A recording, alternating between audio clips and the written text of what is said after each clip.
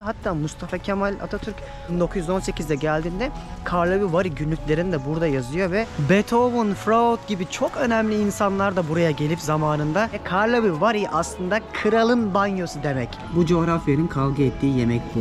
Keyifliymiş ya. Keşke daha önce gelseymişim. Birinin bunu deneyimleyip anlatması lazım. 4 şiddetine kadar Orta Avrupa'daki depremin görülme olasılığının en fazla olduğu yer ki Mustafa Kemal Atatürk 156 sayfa Fransızca ve Osmanlıca olarak burada yaşadıklarını günlüklerine kaydediyor.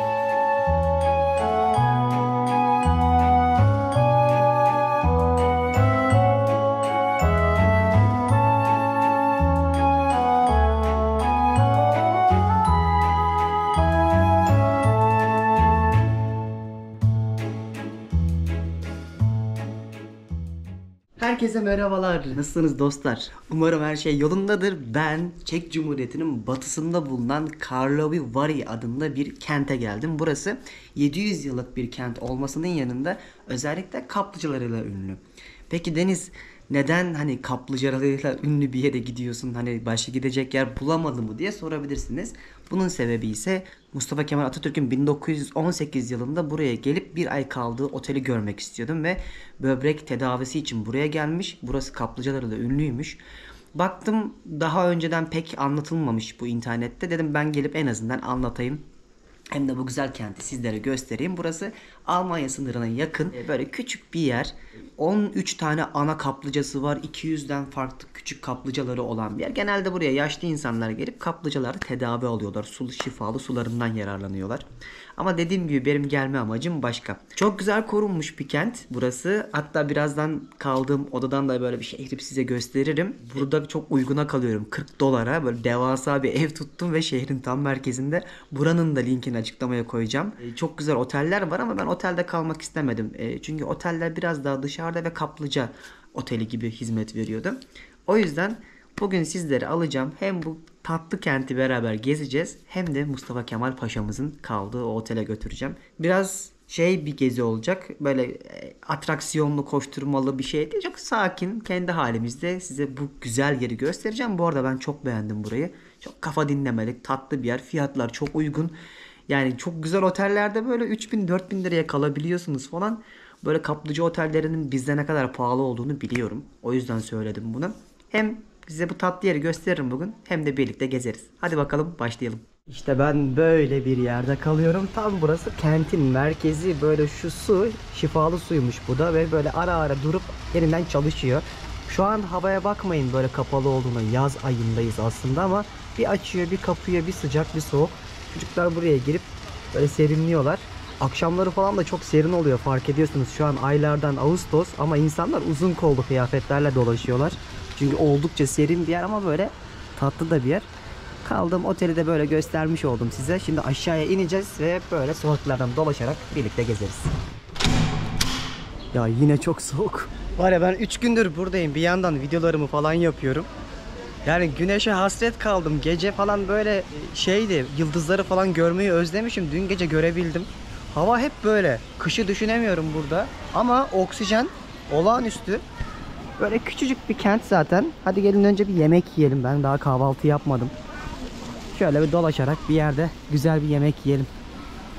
Ama güzel yerler ya. Ben Çek Cumhuriyeti'ni, Polonya'yı hepsini çok beğendim.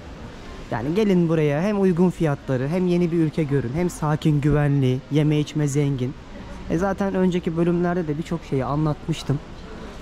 Çok güzel yerler görürsünüz bence. Ve bir kere şu şeyin güzelliğine bak, düzenin. Yani hiçbir yeri bozmamışlar neredeyse. Bir de burası bana Prag'dan sonra uygun geldi. Az sonra gösteririm fiyatları falan. Prag'da var ya yani ha Londra ha Prag olmuş. Gerçekten delirmişler yani. Hani Polonya'yı falan da gösterdim size. Tamamen böyle turist soymalık bir yer olmuş Prag. Ama hani çok da görülecek böyle 5 gün kalınacak bir yer olmadığı için bir iki gün idare edebiliyorsunuz. Aklınızda bulunsun. Benim şu ana kadarki gözlemlediğim bu oldu. Burası mesela daha uygun bir yer. Şu binaların güzelliğine bakın. Şu düzene bakın ya. Bu marketlerin hepsi Çinlilerin. Birkaç gündür burada kaldığım için bir deneyimlediğim birkaç market oldu. Tamamen Çinlilerin elinde. Aynı Panama'daki gibi, hatırlarsınız. Orada da öyleydi. Şuraya bak, yani ben bunun dışarıdan görsem içerisi müze falan sanırım ama halbuki barmış. Yukarısı da otel mi ne ki, anlamadım. Bir de burası niye önemli bir kent? Ülkenin en büyük festivali düzenleniyor. Film festivali Temmuz ayında. Yaklaşık bu 80 yıllık bir gelenek. O yüzden aynı zamanda burası bir festival kenti olarak da biliniyor. Böyle bir ana caddesinden yürüyorum şu anda. Umarım bu soğuk sıcak dengesizliği beni hasta etmez. Çünkü şu an bayağı soğuk oldu. Sanki bizim orayı gördüm. Tureko yazan yer. Evet, paket tur fiyatlarını hemen öğrenelim, gelin. 20.000, şurada yazıyor bak, 20.000 Çek koronası. Yani şöyle düşünün, 1 euro burada 25 korona, yani 800 euroya muhtemelen her şey dahil, transfer vesaire. Açıklama kısmı yazıyor ama ben anlamıyorum tabii ki. Götürüyorlar. Böyle bakın, her yer var. İtalya var, şey var, Yunanistan var, Hırvatistan var. Çok seviyorlar Akdeniz'i. Zaten gördüğünüz üzere sevmemeleri için hiçbir sebep yok. Kaç gündür böyle ama ben psikolojim bozuldu ya buluttan. Biz alışmışız Fethiye'de sabah akşam güneşe. Adamlar tabi Akdeniz'e hayran olur. Anlıyorum şimdi. Güneş yok buralarda.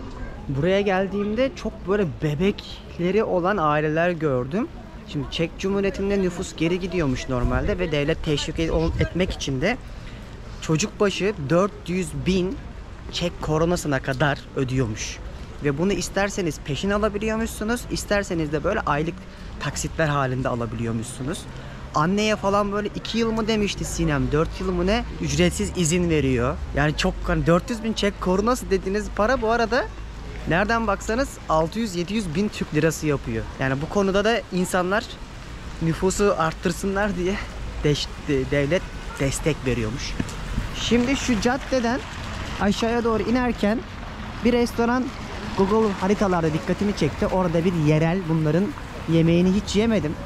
Kısmet bu videoymuş, onu yiyelim bakalım. Restoranın adı bu. Stracesca Restaurant. Şimdi menü geldi. Bu ülkede et, tavuk çok uygunken şey çok pahalı. Sebze. Bir ızgara tavuk parasına bir tane Sezar salata veriyorlar, düşünün. Zengin yani, aç kalmazsınız bu ülkede. Şu ana kadar hiç zorluk yaşamadım. İşte ekmeğin içerisinde gelecek olan gulaş. Bu coğrafyanın kavga ettiği yemek bu. Hepsi benim diyor. Polonya benim diyor. Macaristan benim diyor. Çek benim diyor ama benim bildiğim kadarıyla özü burun Macar gulaş, yani bizdekinden geliyor isim olarak bile, biliyorsunuz. Geldi. İçinde böyle et var. Kıyma gibi daha doğrusu. Patates var yine her şeyde kullandıkları. Ve en önemlisi de ekmek. Abi bizdeki yem tadın aynısı. Hiçbir farkı yok. Kıymalı patates. İşin ilginci, bu ekmek de yeniyor yani, şu tabak gibi görünen kısmı. Bunu da böyle koparıp yiyorsunuz. Yemeğimi yedim, yağmurun altında yürüyorum ama hiç şikayetçi değilim çünkü hava mis. Böyle ince bir yağmur, yaz yağmuru gibi. Erimeyiz, şeker değiliz sonuçta. Yemek yedikten sonra yürümeyi de çok seviyorum. Böyle insan kendine geliyor böyle güzel yerlerde.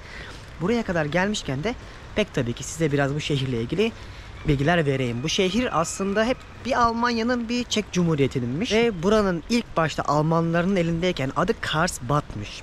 Şimdi diyeceksiniz niye bunu anlatıyorsunuz? Buraya kral 700 sene önce geliyor. Köpeği buradaki termal sulara girip yanmaya başlıyor. Sıcak suyu fark ediyorlar. Diyor ki ne var burada, suyunu araştırın diyor ve ilk yerleşimi o günlerde başlatıyorlar. İşte aslında burada bir geyiği vurduktan sonra köpeği atlıyor suyun içerisine.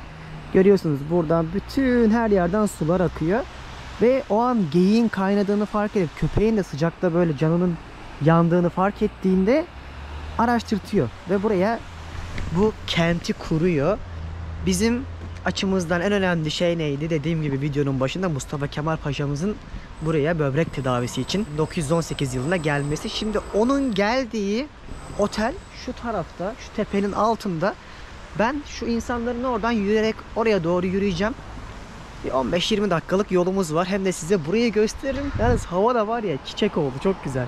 Küçücük bir yer ya burası. Ama var ya işte Almanlar, Çekler, Ruslar derken hep el değiştirmiş. Yalnız bu kadar el değiştirmesine rağmen nasıl bu kadar iyi korumuşlar, insan hayret ediyor. Ya bu Avrupa'da bu işi çözmüşler. Gerçekten tarihi kentleri, şehirleşmeleri falan, parkları, sistemi oturtmuşlar ya. Yani kolay kolay taş üstüne taş koyamıyorsunuz. Ve şehrin dokusuna çok sahip çıkıyorlar. Burada yine Trederlik tatlısı satıyorlar. Onların geleneksel tatlısı. Bildiğin hamurla şeker aslında. Kömürde yapıyorlar. Başka bir şey değil yani.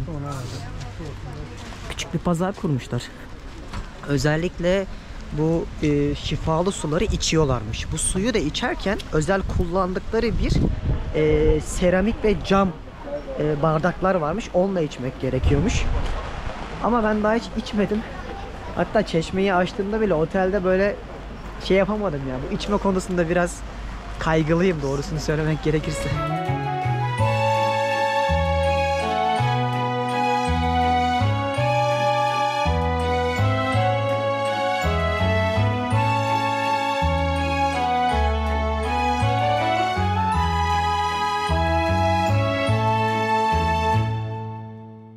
Burada böyle devasa, bakın eski bu arada bu oteller, böyle 40 senelik 50 senelik termal oteller var. En meşhurlarından bir tanesi bu. Aynı zamanda bunların içinde böyle kasinosu var, devasa havuzları var, odalarda işte termal suyu kullanabileceğiniz küvetleri var vesaire. Oldukça keyifli, huzurlu bir yer. Bir de ben bu tarafa gelmemiştim. 2 gündür bilgisayar başında çalışıyordum. Güzel yerlermiş. Yani şeyi hissediyorsunuz ya. Huzuru. Bak ben az önce şuraya kadar gittim. Yürüdüm, bir bakmak istedim şu otelin içerisine. Şurada devasa bir havuz var. Hatta bak derecelerini falan da yazmışlar. Oradan kent çok güzel görünüyor ama bana GoPro ile çekim yaptırtmadılar. Çünkü burası çok ünlü bir otel. Bu film festivali falan yapıldığında da ünlüler hep buralarda kalıyorlarmış. Scarlett Johansson'ın, John Travolta'nın falan fotoğrafları vardı bu otelin içerisinde. Geldiler mi bilmiyorum. Belki de reklam amaçlıdır. Ondan çektirmediler. Ama burayı çok beğendim. Gerçekten şeymiş. Keyifliymiş ya. Keşke daha önce gelseymişim. Parkın içinden yürüyerek böyle en yukarıdaki otellerin olduğu yere kadar gidiyorum. Bir de siz sormadan hemen ben söyleyeyim. Burada şimdi 12 farklı su çıkıyormuş. Çok içerseniz de zararlıymış. Kararında içmek. Gözetmenler varmış, böyle onların kontrolünde içmek gerekiyormuş ve şifalı su olarak işte organların nasıl temizlendiğini vesaire bilmiyorum. Bizde de var yani, özellikle Ege bölgesinde. İşlev olarak insanı birazcık daha iyileştirdiği söyleniyor. Hatta Mustafa Kemal Atatürk buraya 1918'de geldiğinde Karlovy Vary günlüklerini de burada yazıyor ve burada bir ay boyunca kalıp tedavi oluyor. Yani bir nevi tedavi ve hastane amacıyla kullanıyorlar buradaki de o şifalı suları ve Mustafa Kemal Atatürk 156 sayfa Fransızca ve Osmanlıca olarak burada yaşadıklarını günlüklerine kaydediyor. Ya buraya geldiğimde böyle sanki İsviçre'ye falan böyle lüks bir tatil bölgesine gelmiş gibi de hissediyorum. Her şey çok düzenli, kaliteli, sistematik, ihtişamlı. Yani böyle biraz kendimi zengin hissettim burada bir yandan da. Ve size bir şey söylemeyi unuttum. Şu Becherovka yazıyor ya, onların bu en ünlü içkileri. Çekler bunu çok seviyorlar. Yüksek bir alkollü içki. Ama aynı zamanda birayı da çok seviyorlar. Bunu böyle her yerde, büfelerde falan görebiliyorsunuz. Alıp içiyorlar ama sabah zaten 8'de bir içmeye başlıyorlar. Geldiğim yere bakın. Yani her yer tarih kokuyor. Derken böyle sütunların, kolonların ihtişamlı olduğu bir binanın önünden geçiyorum. Her yerde olduğu gibi yine böyle şehrin ismini böyle kalp şeklinde görebileceğiniz bir yer burası. Tam kalbindeyim ve Karlovy Vary aslında kralın banyosu demek. Yani size ilk anlattığım o kral buraya gelip keşfettiğinde onun burası küçük bir banyosu gibi başlatılmış, planlanmış. Sonra da demişler ki bu şehrin ismi kralın banyosu olsun. Abi o kadar güzel yerler görüyorum ki yani ilerleyemiyorum bir türlü. Şuranın tatlılığına bakın. Bir de biraz da romantik bir yer burası. Tek başıma gelmek iyi olmadı, yalan söyleyeyim. Ben 20 küsür gündür tek geziyorum. İnsan bazen konuşmayı özlüyor. Böyle güzel bir şey görüyorum mesela, paylaşamıyorsun. Kendi kendime falan konuşuyorum. Millet bana böyle ters ters bakıyor. Bu ne yapıyor? Eline telefonu almış, GoPro'yu kendi kendine konuşuyor gibi oluyor. Böyle salak yerine hissediyorum kendimi ama olsun, yine de gezmek güzel. Abi bütün kent az önce size gösterdiğim nehrin sol ve sağ tarafına kurulmuş. Sabah başladığımız yer de şehrin girişiydi ama asıl güzel yerler bu nehrin ortasına doğru geldikçe başlıyor. Yani başka bir yer oldu. Benim kaldığım yer de güzeldi ama ya burası böyle Nirvana ya. Hani çok beğendim ben burayı. Geleceksin burada 3 gün 4 gün hiçbir şey yapmadan dinleneceksin sakin sakin. İnsanlar buraya özellikle sindirim sistemleri de toparlansın diye gelip buradaki o suyu az da olsa içiyorlarmış. Yine söylüyorum bak, fazlası zararlıymış ve vakti zamanında burada sigara içmek yasakmış. Kentin hiçbir yerinde sigara içmenize izin vermiyorlarmış. Pek tabii ki günümüzde artık böyle değil. Şuraya bakın, her yerden su çıkıyor ve buharları görüyor musunuz bilmiyorum ama en güzel noktasına geldim.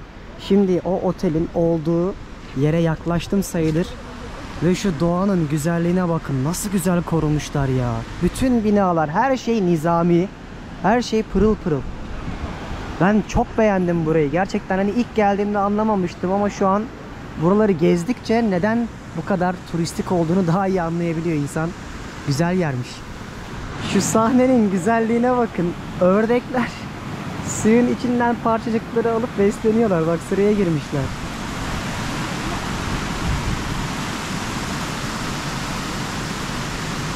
Birçok yerde Mozart, işte Goethe'nin Bira House gibi böyle isimlerin kullanıldığını görebiliyorsunuz kentte. Beethoven, Freud gibi çok önemli insanlar da buraya gelip zamanında şehirde bulunmuşlar. Bu termal sularda şifa bulmaya çalışmışlar. Yani sadece Mustafa Kemal Atatürk olarak düşünmeyin.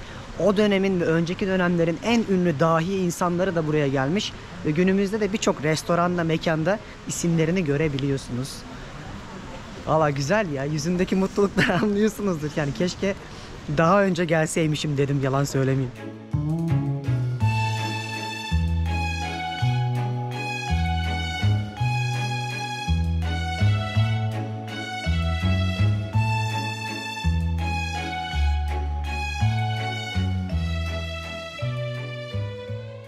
Bu otelde Grand Hotel. Hemen o Karlsbad Plaza'nın, Mustafa Kemal Paşa'mızın kaldığı otelin yan tarafında bulunuyor. En çok vaktini burada geçirirmiş. Şimdi ben bunları size anlatıyorum ama ben tarihçi değilim, bir şey değilim.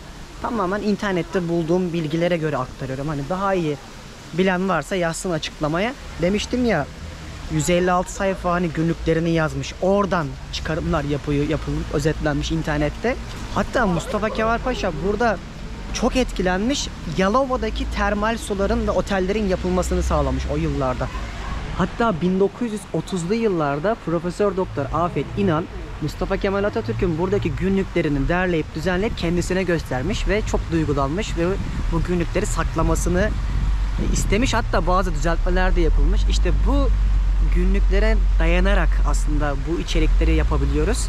Doğruluğunu, yanlışlarını pek tabii ki ona sizler karar verirsiniz. Gerçi siz de karar veremezsiniz. Sonuçta kaynaklara bakmak lazım. Ama en azından onun yürüdüğü caddede, onun yürüdüğü bölgede, onun nefes aldığı yerde nefes almak beni mutlu etti ve onun kaldığı otele geldim. Karlsbad Plaza burada bakın. Yani kralın plazası gibi bir şey oluyor. Bunun yanında da şöyle bir tane bina var. O da çok güzelmiş. Müze gibi, yani çok gösterişli duruyor. Ve inanılmaz bir turistik kalabalık var. Özellikle mesela Asyalılar çok.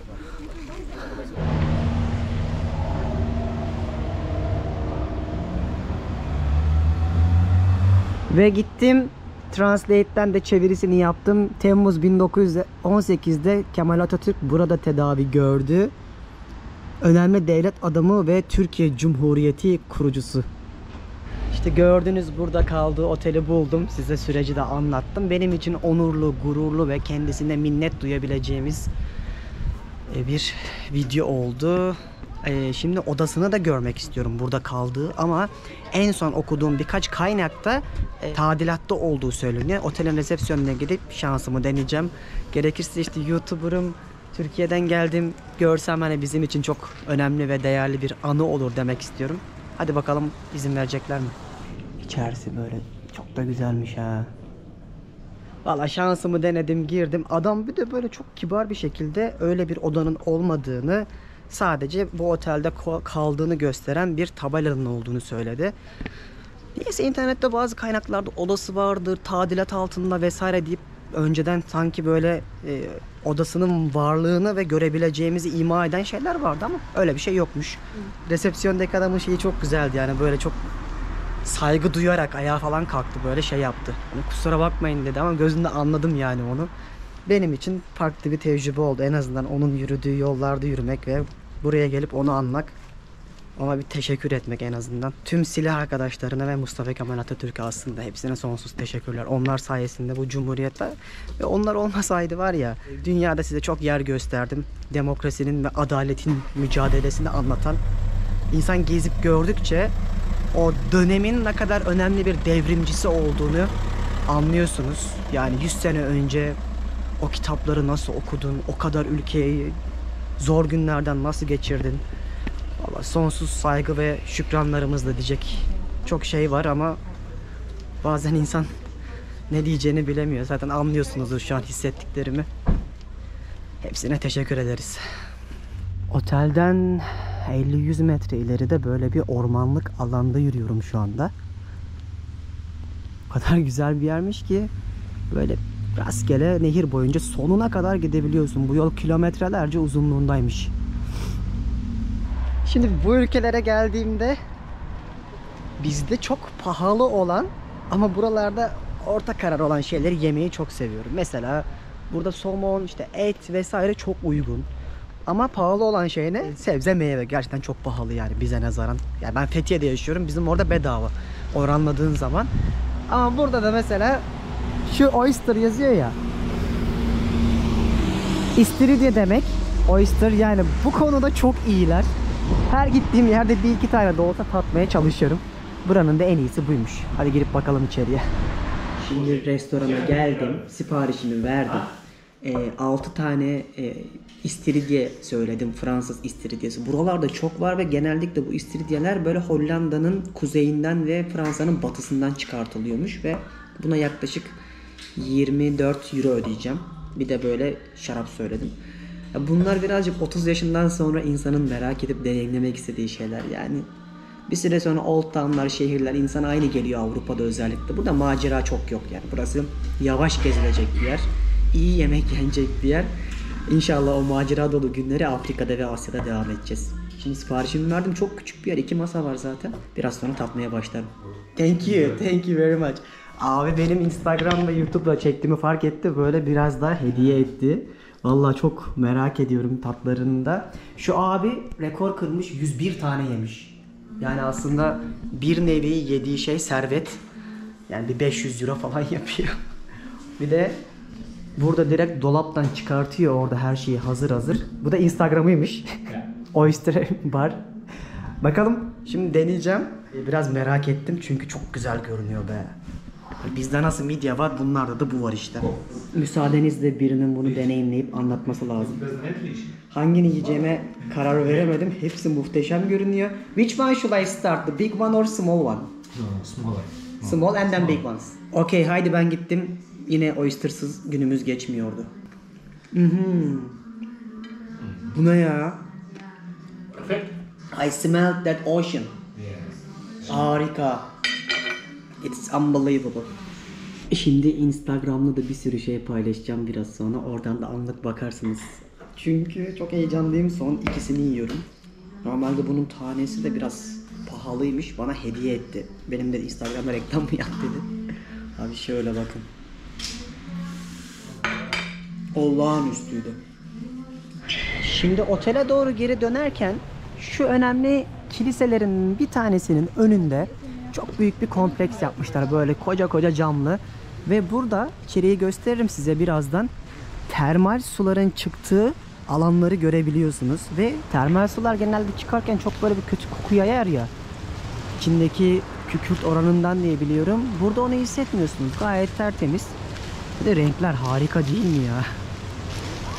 Her yerden şehrin sıcak su fışkırıyor. Mesela şu içeride de var, ileride de var. Hatta bu alanı özel yapmışlar insanlar görebilsin canlı canlı diye. Girelim bakalım içeriye. Abi şuraya bak, sular fışkırıyor her yerden. Wow. Abi içeride bu suyu içebiliyorsunuz. Oo çok sıcak. Wow. Kötü kokuyor. Ve bunu o camdan, porselenden bardaklarda içiyorlar. Ama kısıtlı bir miktarda, yoksa zararlıymış. Böyle içeride yaptıkları kompleksin içinde dolaşıyorum. Şurada çok duman çıkıyor. Bir de oraya görmek istiyorum. Bakalım neymiş. Burada da yine suyun çıktığı bir alan. Şimdi burada termal su varsa ne vardır? Tektonik hareketlerin olma ihtimali daha fazla. Yani deprem. 4 şiddetine göre de 4 şiddetine kadar Orta Avrupa'daki depremin görülme olasılığının en fazla olduğu yer, ki Avrupa'nın çoğu yerinde zaten deprem olmuyor. Burası olan yerlerden bir tanesiymiş. İşte size bahsettiğim o porselen şeyler bunlar. Hello. Bunlardan içiyorlar. Şimdi dışarıda çok yağmur yağıyor. Biraz da işlerim vardı. Kendimi böyle bir papa attım. Enteresan bir şey göstermek istiyorum size. Açtım bilgisayarımı. Sipariş verecektim. Menü şurada. Bira 50 koron. Kahve 70. Çek Cumhuriyeti'nde durum bu. Yarın Almanya'ya geçiyorum. Tren bileti almam lazım. Son dakikaya kalınca yer bulunamayabiliyor. 1-2 gün en azından önceden almak gerekiyormuş. Artık öğrenmeye başladım bu düzeni ve böyle bir ortamım var. Size bu içerikleri geliştirmeye çalışıyoruz. Bir yandan da geziyorum. Buraya kadar gelmişken tabii ki size bir Çek'te marketle göstermek istiyorum. Ülkedeki insanlar 15.000 Çek koronosu kazanıyorlarmış. Asgari ücret öyle diyor. Ama Prag'da hatırlarsanız Sinem ve Turgut'la tanıştığımda bana kimsenin bu paraya çalışmadığını, hatta genelde 25-30 bin, çoğu garsonun da 30 bin üstü kazandığını söylediler ve 1 euro da 25 Çek kronosuna falan geliyor yaklaşık olarak. İşte size bunu göstermek için kendime de bir şeyler alacaktım zaten. Yine Avrupa'daki meşhur marketlerden bir tanesi olan Lidl'a gireceğim. Böyle 3 aşağı 5 yukarı size birkaç fiyat göstermek istiyorum ki ülkeyle ilgili bir alım gücünü görelim. Sonuçta bu zamana kadar bu videoyu hiç yapmadım. Yani bir bütün olarak size aktarmak istedim. Baştan söyleyeyim. Özellikle somon uygun, et uygun, tavuk uygun. Ama en pahalı şey sebze meyve olacak ki o da yani bence artık birçok yerde pahalı olduğu için bizde de eskisi gibi değil sonuçta. 3 aşağı 5 yukarı fiyatları göreceksiniz. Ama özellikle içki sudan ucuz. Yani o yüzden Avrupa'da en çok bira tüketen ülke diyorlar ya burası için. Haklılar. Birazdan içeride gördüğünüzde inanamayacaksınız. Hadi girelim. Böyle paketlerde çilekler var. 50 korona. Domatesler var. Ne kadarmış? 49.90. Şunlar biraz büyük. Yarım kilosu 99.90. Ama böyle normal kilo olarak almak isterseniz şunlar var mesela 59.90 koruna. Böyle çikita muza benzeyen muzlar var. 24.90 koruna. Abi balık cenneti ya. Şunlar 74.90 koruna. Yani bu ülkedeki alım gücünü düşündüğünüzde hiçbir şey. Soğan çok pahalı. O yüzden sabah dedim ya salata çok pahalı diye. 39.90. Şöyle küçücük patatesler var. 34.90. Yani bu paraya bakın biraz sonra neler alacağız. Burada makarna da çok pahalı. Yani şöyle bir yarım kiloluk paketler 32.90 yani 1,5 euro yaklaşık olarak ya 1,3 euroya falan denk geliyor. En uygun şey peynir olabilir. Böyle Gouda peynirleri var kendi markalarının. Böyle 36'ya 29'a harika peynirler alabiliyorsunuz. Tabi bunun ithalleri de var ama kendi ürünleri çok daha uygun oluyor. Dedim ya balık tavuk cenneti. Şu hazırla böyle paketlerde satılan tavuklar 124. Şöyle 300 gramlık balığı 119 satıyorlar. Şurada hamburgerlere benzeyen şey var ama anlamadım. Ne ararsanız var. Burada böyle somonlar var çok güzel. Bunun 100 gramlık pakette satıyorlar mesela 24.90'a. Böyle hazır sushi'ler var. Bunun hem vejetaryanı var hem normali var. Onun da fiyatı 84.90. Yani düşünsenize 3 liraya koca bir paket sushi alıp yiyebiliyorsunuz. Süt var 1 euro bile değil. 22.90'a alabiliyorsun. Kıyma almak isterseniz yarım kiloluk böyle paketlerde 109.90'a alıyorsun. Bunlar domuz diye tahmin ediyorum renginden anladığım kadarıyla ama şunlar dana. Şöyle bir dilim ekmek aldım. Böyle bagetlerin yarısı 10.90. Yani bu değerlendirmeyi yaparken şöyle söyleyeyim, satın alma gücü çok önemli. Çünkü buradaki insanlar 30.000 kazanıyormuş gibi düşünün. Yani 30.000 lira kazandığınızı ve şöyle bir pizzayı 46'ya aldığınızı düşünün. İnanılmaz uygun değil mi alım gücü ya? Ben mi yanlış düşünüyorum? Hani yorumlara yazın. Yaşadığınız ülkede fiyatları da yazın yorumlara, ama ben hani Latin Amerika'yı, Orta Amerika'yı da gezdikten sonra bana burası çok ucuz geldi. Abi dünyanın en büyük bira üreticisi bakın. 13'e, 14'e, 16'ya, 24'e, 19'a istediğiniz marka birayı alabiliyorsunuz. 1 euro bile değil. Almayanı dövüyorlar. Şaraplar 99, 79. Şuraya bak. Geçen ben şundan aldım. 89, yani şu 100 lira bile değil yani yaklaşık olarak. Ve bunun gibi bir sürü daha 65'e falan da var. Yani su 20 falan bazen. Şarap da 60-70, şaka gibi. Abi gördünüz, gerçekten bence alım gücü olarak çok uygun. Hatta somonlar falan vardı paketlerde, kalmamış. Onların 100 gramlık paketleri 80'e 90'a falan satıyorlar. Yani buradaki bir adam ayda 300 paket somon alabiliyor, öyle düşünebilirsiniz. Kiraları söyleyecek olursanız kiralar her yerde pahalı artık yani. Ben size bir market örneğini verdim sadece. Burada konuştuğum birçok insan da zaten gıdaya çok rahat bir şekilde erişebiliyor. Bunu Turgut'ta Sinem de söylemişti. Öyle yani, buraya kadar gelmişken bunu da size göstermek istedim. Çünkü beni Avrupa gezimde çok şey şaşırtıyor. Çünkü yani yüksek gibi geliyor fiyatları ama yani hala alım güçleri bence iyi. Öyle sanıldığı kadar çok da pahalanmamış. En büyük kalemi sadece dediğim gibi kira alıyor. Birçok yerde olduğu gibi. İzlediğiniz için teşekkür ederim. Şu an yağmur başladı. Bir an önce otele gitmem lazım. Ve burası oldukça sakin bir yer olduğu için akşamları da yapacak hiçbir şey bulamıyorum. Oturup videoları yapıyorum ve de film izliyorum. Dünya turunda böyle geçiyor günler. Asya kadar heyecanlı, Latin Amerika'da kadar da tehlikeli değil buralar. Yarın artık Allah izin verirse yolculuğumuz Almanya'ya. Size Almanya'ya götürüp oradaki yaşamları, arkadaşlarım da var, onların yaşamlarını da göstermek istiyorum. Böyle beraber dolaşırız. Dünya turunun ikinci faslı çok güvenli, keyifli, bol yeme içmeli geçiyor şu ana kadar. İzlediğiniz için teşekkürler. Sonraki bölümde inşallah Almanya'da devam ederiz. Bay bay.